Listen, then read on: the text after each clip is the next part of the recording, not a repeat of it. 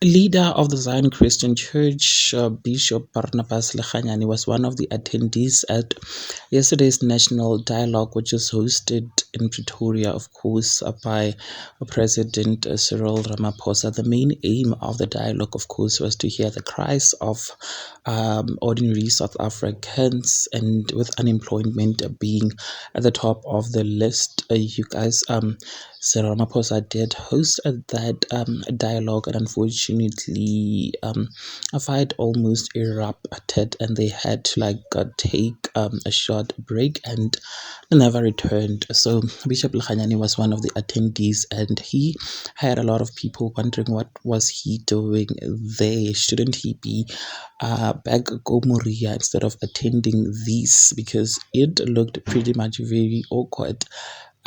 People were saying that President Cyril Ramaphosa is definitely using the leader of the Zion Christian Church. So a lot of people had quite a lot of mixed reaction, especially on Twitter, you guys. So I'm just going to go ahead and read some of the comments.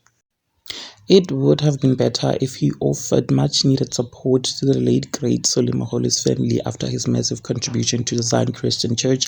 This is the legend who popularized and made the church what it is. He was never around when the man was down and out. This is very disappointing. Same guy that criticized Zuma admin the country being on bad state since Ramaphosa took over, but he never said anything. Instead, Moria was closed. Yane, poor people need to stop think caged birth. Religion is part of the problem. Our bishop is gone since he insists COVID vaccine on people while president open everything. I started to smell that something is off. So Cyril Ramaphosa thinks by inviting Dr. Barnabas Lechanyani will exonerate him and his ANC from corruption and incompetence.